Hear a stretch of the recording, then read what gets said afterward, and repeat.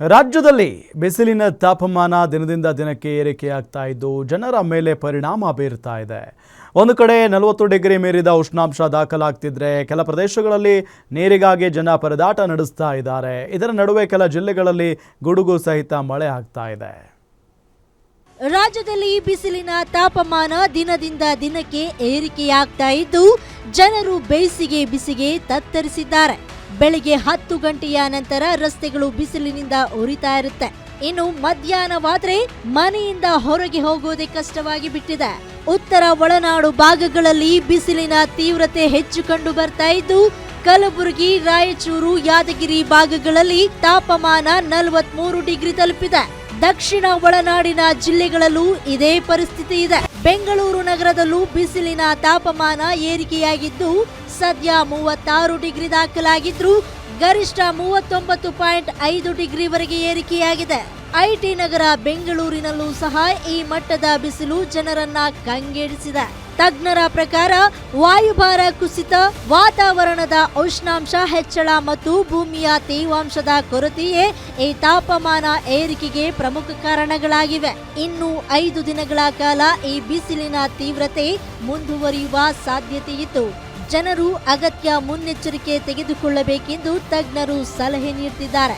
ಇದಷ್ಟೇ ಅಲ್ಲ, ನಾಳೆ ಕೂಡ ರಾಜ್ಯದ 10 ಜಿಲ್ಲೆಗಳಿಗೆ ಯೆಲ್ಲೋ ಅಲರ್ಟ್ ಮುಂದುವರಿಯಲಿದೆ. ಕರ್ನಾಟಕದ ಉತ್ತರ ಒಳನಾಡಿನ ಬಹುತೇಕ ಎಲ್ಲಾ ಜಿಲ್ಲೆಗಳಲ್ಲಿ ಗರಿಷ್ಠ ಉಷ್ಣಾಂಶ ಸುಮಾರು 39ರಿಂದ 41 ಡಿಗ್ರಿ ಸೆಲ್ಸಿಯಸ್ ದಾಖಲಾಗಿದೆ. ಬೆಂಗಳೂರಿನಲ್ಲಿ ಗರಿಷ್ಠ ಉಷ್ಣಾಂಶ ಸುಮಾರು 36 ಡಿಗ್ರಿ ಸೆಲ್ಸಿಯಸ್ ಮತ್ತು ಕನಿಷ್ಠ ಉಷ್ಣಾಂಶ ರಾತ್ರಿ ವೇಳೆಯಲ್ಲಿ 24 ಡಿಗ್ರಿ ಸೆಲ್ಸಿಯಸ್ ದಾಖಲಾಗಿದೆ. ಮತ್ತು ಉತ್ತರ ಒಳನಾಡಿನ ಜಿಲ್ಲೆಗಳಲ್ಲಿ ಗರಿಷ್ಠ ಉಷ್ಣಾಂಶ ಸುಮಾರು 26ರಿಂದ 28 ಡಿಗ್ರಿ ಸೆಲ್ಸಿಯಸ್ ದಾಖಲಾಗಿದೆ. ರಾಜ್ಯದಲ್ಲಿ ಹೆಚ್ಚುತ್ತಾ ಇರುವ ಬಿಸಿಲಿನ ನಡುವೆಯೇ ನೀರಿನ ಕೊರತೆ ಗಂಭೀರ ಸಮಸ್ಯೆಯಾಗಿ ಪರಿಣಮಿಸಿದೆ.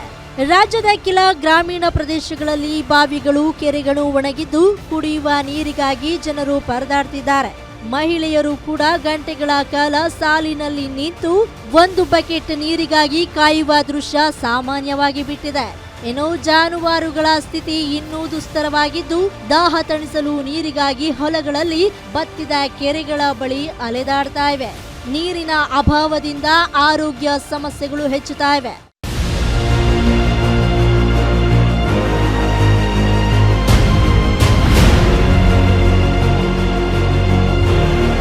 ಒಟ್ನಲ್ಲಿ ಒಂದು ಕಡೆ ಜನ ಬಿಸಿಲಿನ ಬೇಗೆಯಿಂದ ಬಳಲ್ತಾ ಇದ್ರೆ ಮತ್ತೊಂದು ಕಡೆ ಕೆಲ ಜನರು ಕುಡಿಯುವ ನೀರಿಗಾಗಿ ಪರದಾಡುವ ಪರಿಸ್ಥಿತಿ ನಿರ್ಮಾಣವಾಗಿದೆ. ಮುಂದಿನ ದಿನಗಳಲ್ಲಿ ತಾಪಮಾನ ಇನ್ನಷ್ಟು ಏರಿಕೆಯಾಗುವ ಸಾಧ್ಯತೆ ಇರೋದ್ರಿಂದ ಆರೋಗ್ಯದ ಕಡೆ ವಿಶೇಷ ಗಮನ ಹರಿಸುವುದು ಅಗತ್ಯವಾಗಿದೆ. Sangamesh Metre, guarantee news, Bengaluru.